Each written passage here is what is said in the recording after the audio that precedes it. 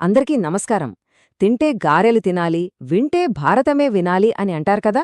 ఆ మాట ఊరికే అనలేదు. మహాభారతంలోని ప్రతి కథ ఒక అద్భుతమే.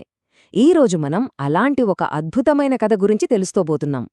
ఒక గొప్ప రాజు ఆశయానికి, దానికి అడ్డుగా నిలిచిన, అసలు ఓడించడమే అసాధ్యమనిపించే ఒక రాక్షస రాజుకి మధ్య జరిగిన పోరాటమిది. పదండి, కథలోకి వెళ్ళిపోదాం.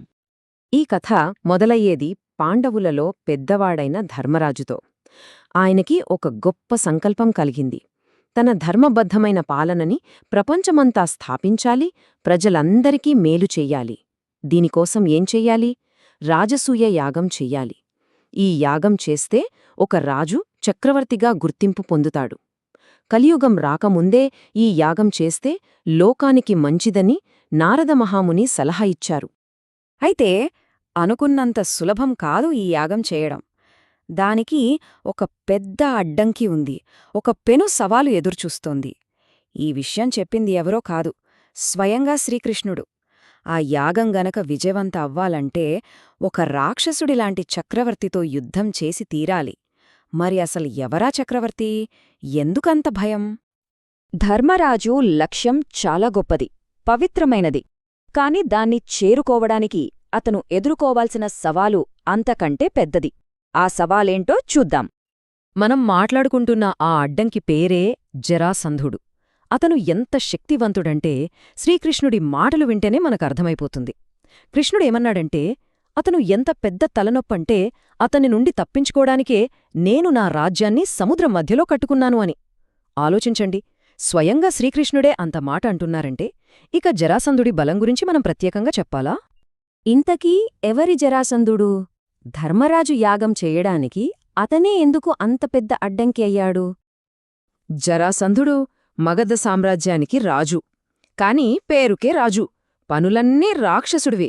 ప్రపంచంలో సగం మంది రాజులను ఓడించి తన చీకటి కొట్టులో బంధించాడు.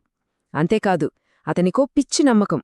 రోజూ ఒక రాజుని శివుడికి బలి ఇస్తే నేరుగా స్వర్గానికి వెళ్ళిపోవచ్చని. అందుకే రాజసూయ యాగం జరగాలంటే ముందు జరాసంధుడిని ఓడించి బందీలుగా ఉన్న ఆ రాజులని విడిపించడం చాలా ముఖ్యం. శ్రీకృష్ణుడికే అంత భయం పుట్టించిన జరాసంధుడిని ఓడించడం అసాధ్యమనే అనిపిస్తుంది కదా. మరి అలాంటివాడిని ఓడించే ధీరుడు ఈ భూమ్మీద ఎవరైనా ఉన్నారా? అక్కడే విధి తన పాత్ర పోషించింది. ఈ అసాధ్యమైన పనిని పూర్తి చేయడానికే ఒక వీరుడున్నాడు. అతని విధి, జరాసంధుడి విధి రెండూ ముడిపడి ఉన్నాయి. ఇది చాలా ఆసక్తికరంగా ఉంటుంది. విధి ఒక విచిత్రమైన ప్లాన్ వేసింది. జరాసంధుడు, భీముడు, బకాసురుడు ఇంకా దుర్యోధనుడు, ఈ నలుగురు పుట్టింది ఒకే నక్షత్రంలో. జ్యోతిష్యం ఏం చెప్తోందంటే వీరిలో మొదటివాణ్ణి ఎవరు చంపుతారో మిగిలిన ముగ్గురి చావు కూడా వాళ్ల చేతిలోనే రాసిపెట్టుంటుందని. అప్పటికీ భీముడు బకాసురుడనే రాక్షసుణ్ణి చంపేశాడు. సో విధి ప్రకారం జరాసంధుణ్ణి చంపగలిగేది ఒక్క భీముడు మాత్రమే. అసలు జరాసంధుడికి ఆ బలం ఎలా వచ్చింది? ఎందుకు అతన్ని ఎవ్వరూ ఓడించలేకపోతున్నారు? ఆ రహస్యం అతని పేరులోనే ఉంది. జర అనే రాక్షసి చేత అతికించబడినవాడు. జరాసంధుడి పుట్టుక కదే అతని బలాన్ని కారణం. వినడానికి చాలా విచిత్రంగా ఉంటుంది. మగధరాజుకి పిల్లలు లేరు. అప్పుడొక ఋషి ఆయనకొక మాంత్రిక పండిచ్చాడు. రాజు దాన్ని కరెక్టుగా 2 ముక్కలు చేసి 2 భార్యలకి ఇచ్చాడు. దానివల్ల ఇద్దరికి చెరో సగం శరీరమున్నా ప్రాణంలేని పిల్లలు పుట్టారు. రాజు భయపడి ఆ 2 శరీర భాగాల్ని అడవిలో పడేశాడు. అక్కడికి జర అనే రాక్షసి వచ్చింది. ఆ భాగాల్ని చూసి సరదాగా వాటిని దగ్గరకు చేర్చింది. అంతే, అద్భుతం జరిగింది. ఆ 2 భాగాలు అతుక్కుని ఒక పూర్తి బాబుగా ప్రాణం పోసుకున్నాడు. అలా జరచేత అతికించబడ్డాడు కాబట్టి అతనికి జరాసంధుడని పేరు పెట్టారు. సరే, ఇప్పుడు జరాసంధుడిని ఎలా ఎదుర్కోవాలి? శ్రీకృష్ణుడు, భీముడు, అర్జునుడు ముగ్గురు బ్రాహ్మణ వేషాల్లో జరాసంధుడి రాజ్యానికి వెళ్లారు. జరాసంధునికి తన మల్లయుద్ధంపైన చాలా గర్వం. అందుకే అతని ఆటలోనే ఓడించాలని నిర్ణయించుకున్నారు. మల్లయుద్ధానికి ఛాలెంజ్ చేశారు. మల్లయుద్ధమంటే మన సాంప్రదాయ కుస్తీపోటీ అనమాట. ఇక కథ క్లైమాక్స్కొచ్చేసింది. భీముడికి, జరాసంధుడికి మధ్య ఆ భీకరమైన యుద్ధం. అసలు విజయరహస్యమేంటి? ఆ ఇద్దరి మధ్యం మల్లయుద్ధం మొదలైంది. ఒకరోజు 2 రోజులు కాదు, ఏకంగా 13 రోజులు. 13 రోజులపాటు ఆగకుండా యుద్ధం జరిగింది. ఇద్దరూ ఒక్క అంగుళం కూడా వెనక్కి తగ్గలేదు. కాని భీముడు నెమ్మదిగా అలిసిపోతున్నాడు. జరాసంధుడిలో మాత్రం అలుపేలేదు. చివరికి భీముడు తన సర్వశక్తులు ఒడ్డి జరాసంధుడి శరీరాన్ని నిలువున 2 ముక్కలుగా చీల్చేశాడు. ఇంకేముంది, గెల్చేశాం అనుకున్నారు అందరూ. కాని కళ్లముందే ఆ 2 భాగాలు మళ్లీ దగ్గరకొచ్చి అతుక్కున్నాయి. జరాసంధుడు ఏమీ జరగనట్టు మళ్లీ లేచి నిలబడ్డాడు. ఇది చూసి భీముడు షాకయ్యాడు. అసలు విరగని శత్రువుని ఎలా ఓడించాలి? చంపినా బతుకొస్తున్నాడు. ఇక తన వల్ల కాదని ఆశలన్నీ వదిలేసుకుని సహాయం కోసం కృష్ణుడివైపు చూశాడు. ఆ రహస్యం శ్రీకృష్ణుడికి తెలుసు.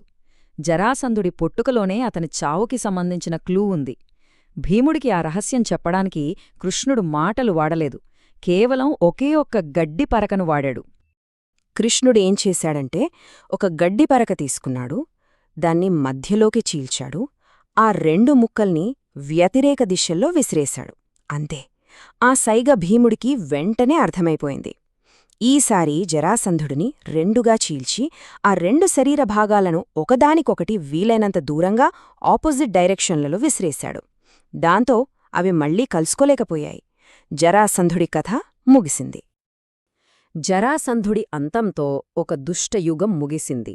ఒక కొత్త సామ్రాజ్యానికి ఉదయం మొదలైంది. ఆ రాక్షసరాజు చనిపోగానే చెరసాలలో మగ్గిపోతున్న రాజులందరికీ విడుదల లభించింది.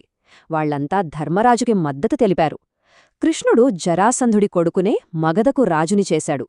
ఇక ధర్మరాజు రాజసూయ యాగం చేయడానికి ఎలాంటి అడ్డంకులూ లేవు. చూశారుగా, ఈ కథ నుండి మనం నేర్చుకోవలసింది చాలా ఉంది. ముఖ్యంగా ఒక్క విషయం: నమ్మకం ఉండాలి, తప్పులేదు, కాని అది గుడ్డి నమ్మకం కాకూడదు.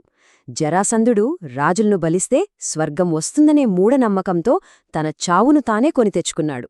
అంటే భక్తితో పాటు విచక్షణ, తెలివి కూడా చాలా అవసరం. ఈ పాఠం అప్పటికే కాదు, ఇప్పటికీ మనందరికీ వర్తిస్తుంది కదా.